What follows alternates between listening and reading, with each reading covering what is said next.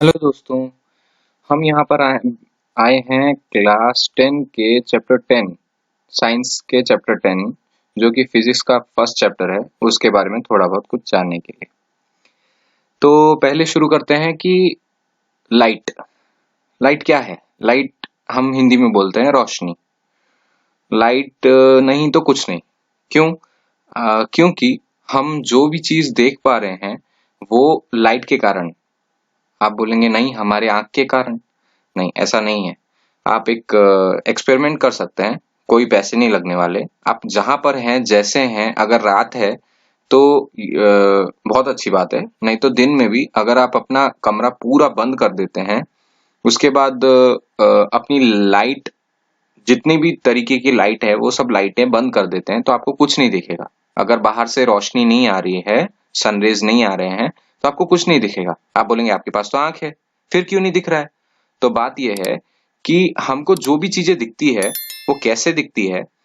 कोई भी तरीके की सोर्स ऑफ लाइट, जैसे कि बल्ब हुआ या फिर सूरज हुआ, ऐसे जितने भी प्रकार के लाइट्स हैं वो सब लाइट सारे जगहों पे, सारी चीजों पे जाके टकराते हैं। जैसे कि दीवार हुआ या बैग हुआ या हमारा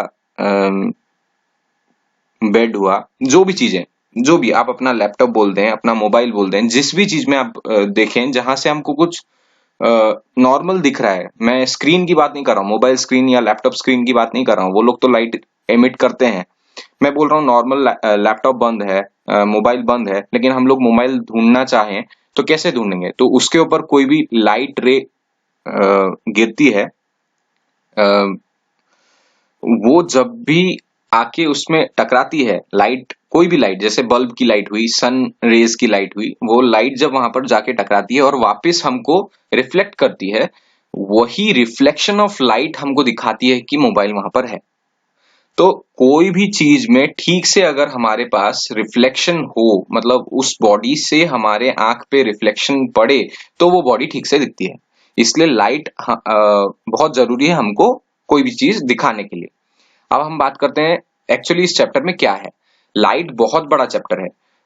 उसमें अम, मतलब डाइवर्सिटी है, बहुत सारी डाइवर्सिटी है। जैसे कि लाइट एनर्जी है, पार्टिकल है, मतलब पार्टिकल नेचर भी है उसमें। और हम लोग जो डार्क या इनविजिबिलिटी, ये सब भी लाइट के थ्रू ही रिसर्च कर सकते हैं।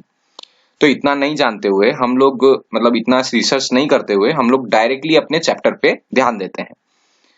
लाइट में हम लोगों को स्पेसिफिकली एक रे के ऊपर बात करनी है। एक डायरेक्ट सिंगल रे, मतलब जो कि स्ट्रेट लाइन में चलता है, उसका जो प्रॉपर्टीज है उसके ऊपर हमको पढ़ना है कि एक स्ट्रेट लाइन के लाइट रे में क्या क्या इफेक्ट पड़ता है अगर हम लोग उसमें ओपेक बॉडी लगाएं या कोई अलग अलग मीडियम लगाएं, तो उससे क्या फर्क पड़ता है। तो आप लोगों को तो पता ही होगा कि नॉर्मली वैक्यूम में लाइट की स्पीड हमारी 3 × 10⁸ मीटर पर सेकेंड है, जो कि बाकी किसी भी चीज से बहुत ज्यादा है। और हम लोग को अगर टाइम के बारे में पढ़ना है, टाइम मशीन वगैरह के बारे में, तो वो भी लाइट के साथ रिलेटेड है। अब इस चैप्टर में दो चीजें हैं, रिफ्लेक्शन और रिफ्रैक्शन। तो रिफ्लेक्शन की बात करें तो रिफ्लेक्शन में कॉनकेव और कॉन्वेक्स ऐसे करके दो मिरर है। रिफ्लेक्शन में नॉर्मली ओपेक बॉडी यूज होती है क्योंकि हम लोग को पूरी लाइट रे को रिफ्लेक्ट करना होता है, तो उसके लिए हमको ओपेक बॉडी चाहिए।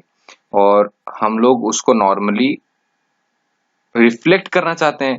एक्चुअली नॉर्मल बॉडी इतने अच्छे से रिफ्लेक्ट नहीं करता है, तो इसलिए हम लोग मिरर यूज करते हैं।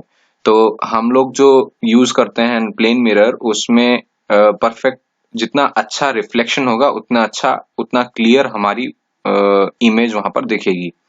जो हम लोग मुंह, फेस वगैरह देखते हैं मिरर्स में, तो वो जितना क्लियर होगा, जितना अच्छा रिफ्लेक्शन होगा, उतना अच्छा हमको हमारी इमेज वापस दिखेगी। तो आप इधर देखिए, ये एक बॉडी है जो कि इंफिनिटी में है। वो अपनी नॉर्मली मैंने जैसे बताया कि हर एक बॉडी से लाइट रिफ्लेक्ट होती है तभी हमको वो दिखती है। तो वो बॉडी से जो भी लाइट रेज आ रही है वो सारी लाइट रेज एक कॉन्केव मिरर से टकरा के वापस फोकस में कन्वर्ज हो रही है। ठीक है, एक जगह पे कन्वर्ज हो रही है, फोकस में आके टकरा रही है। तो ये जो रिफ्लेक्शन है, ये सारे रिफ्लेक्शन ही, ये सारे वापस बाउंसिंग बैक को ही हम लोग रिफ्लेक्शन बोलते हैं। द फिनोमिना एक्चुअली फिजिक्स में हम लोग फिनोमिना यूज करते हैं। The phenomena of bouncing back of ray of light, मतलब समझ में आया आपको कि कोई भी रे का वापस बाउंसिंग बैक करने का प्रोसेस को हम लोग रिफ्लेक्शन बोलते हैं। The phenomenon of The phenomena of bouncing back of ray of light when it is incident on polished surface। अब आप बोलेंगे polished क्या है? ये पीछे जो ग्रे कलर का दिख रहा है ये पॉलिशिंग है। कोई भी मिरर में आप देखेंगे पीछे साइड में एक ऐसे एक पॉलिशिंग किया होगा, या आपको भी आपके क्लासेस में ये सब में दिखाया होगा कि लाइन लाइन करके पॉलिशिंग दिखाया जाता है। तो इसलिए मिरर को हमेशा हम लोग एक साइड से पॉलिशिंग दिखाते हैं।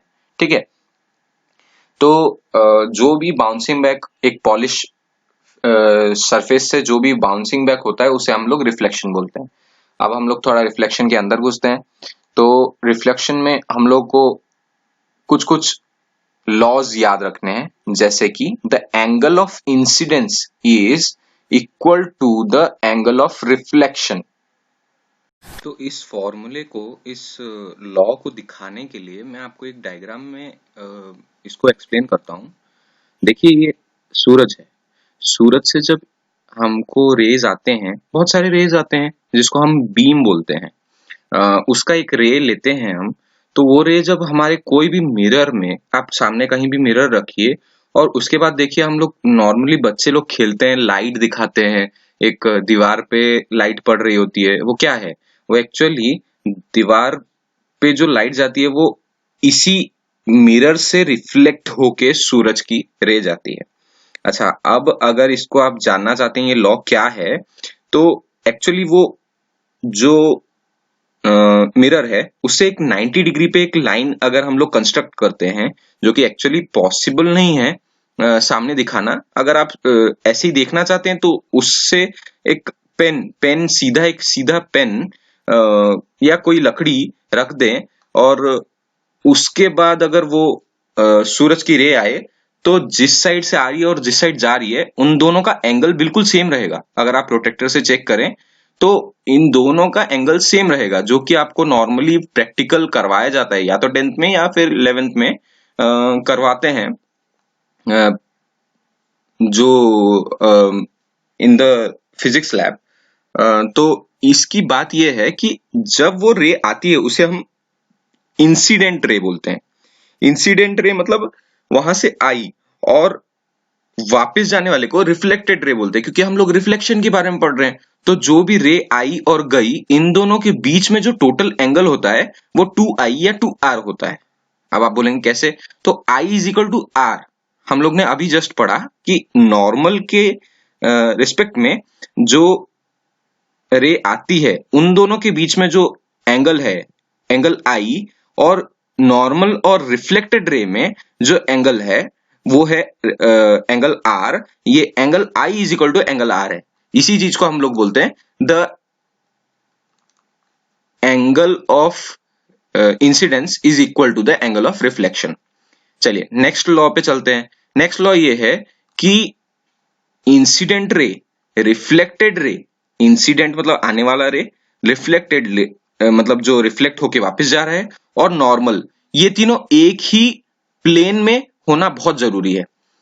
देखिए अब सब लिखा है आपके लिए, इंसिडेंट रे, नॉर्मल और रिफ्लेक्टेड रे, ये सब कोई भी पॉलिश सरफेस या किसी पे भी रिफ्लेक्ट होके जो जाता है और जिसके ऊपर ये लॉ अप्लाई होता है, उसका जो नीचे जहां हम लोग ये देख रहे हैं वो सारे एक ही प्लेन में होना चाहिए।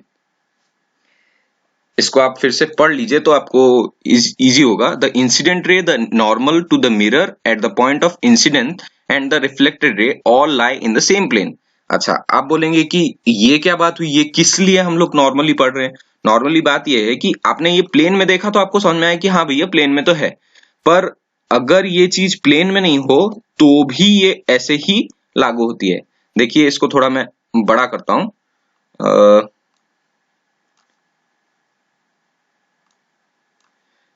आप देखिए यहां पर इसने ये एनसीईआरटी से ही मैंने ये फिगर लिया है। आप देखिए यहां से ये जो इंसिडेंट रे आ रही है और वो जो रिफ्लेक्टेड रे आ रही है, आप बोलेंगे ऐसा टेढ़ा क्यों हो रहा है। तो इस जगह पे, जिस जगह पे ये बॉम्बार्डिया जहां पर टकरा रही है लाइट, उस जगह को आप टेंजेंट ऐसे सीधा बनाएंगे तो इस जगह पे आप बोलेंगे एक नॉर्मल है, मतलब एक प्लेन है। आप देखेंगे यहां पर ऐसा प्लेन है जहां पर ये ऐसे टकरा के जा रही है, फिर यहां पर पूरा सीधा प्लेन है, फिर यहां पर थोड़ा टेढ़ा हो गया, फिर यहां पर और टेढ़ा हो गया। इसीलिए यहां के सारे जो रिफ्लेक्टेड है, रिफ्लेक्शन है, वो सब अलग अलग जाके यहां पर कॉन्साइड हो रहे हैं। आप थोड़ा समझ पा रहे होंगे, जो भी जगह पे, जिस भी जगह पे आके इंसिडेंट रे टकरा रही है वहां पर रिफ्लेक्टेड रे के थ्रू, मतलब नॉर्मल उसके अकॉर्डिंग अगर हम लोग नॉर्मल क्रिएट करें तो वो नॉर्मल इंसिडेंट और रिफ्लेक्टेड वो आपको पूरा नॉर्मल इस नॉर्मल की तरीके से ही लगेगा कि नहीं भैया आप जो बोल रहे हैं कि इस लॉ के हिसाब से सब अप्लाई होता है। अब इस चीज को हम फिर से पढ़ लेते हैं। This laws of reflection are applicable to all types of reflecting surfaces. Reflecting surfaces मतलब हम लोग ने अभी पढ़ा मिरर, वो चाहे स्पेरिकल सर्फेसेस हो और प्लेन मिरर हो, जो भी, इन सब का जो प्रॉपर्टीज है वो सेम है। और एक बात बोलनी थी कि लाइट के बारे में हम जो भी पढ़ते हैं उसको ऑप्टिक्स बोलते हैं, और जो भी डिवाइसेस यूज करते हैं उसको ऑप्टिकल डिवाइस बोलते हैं। आज के लिए इतना ही। Thank you.